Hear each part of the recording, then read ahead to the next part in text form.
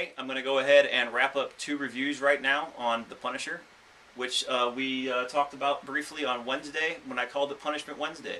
So this is your Punishment Wednesday wrap-up and reviews on those 2 titles. Those 2 titles being Punisher Warzone, number 4 of 5, and Punisher Nightmare, 5 of 5, which wrap the story up.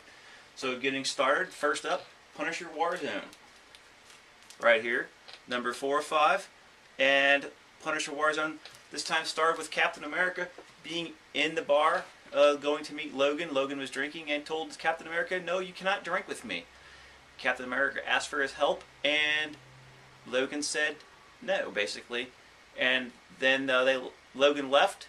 Captain America went back to form with the rest of the Avengers to try to track Frank Castle, and the story ends with him unsuccessfully being able to track him, and Frank Castle goes ahead and busts Rachel Alves out of jail in Iron Man's uniform, all unbeknownst to any of the Avengers. So he pretty much duped them, and that's how the story ends. So hopefully I didn't spoil anything that for you, but I've told you all along that my reviews contain spoilers, so don't kill the reviewer.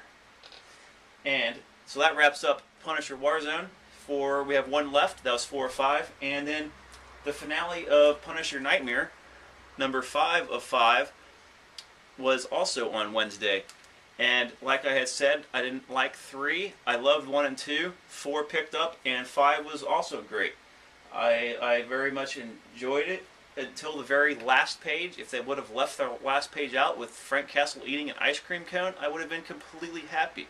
But prior to that, he shot the vice chairman in cold blood in Washington, D.C., so that was pretty cool. And also, he, of course, stopped Jake Nyman, which became Johnny Nightmare. So he actually essentially killed Johnny Nightmare and Jake Nyman, because in the storyline, the military pretty much killed Jake Nyman by creating him into the super soldier and killing his family.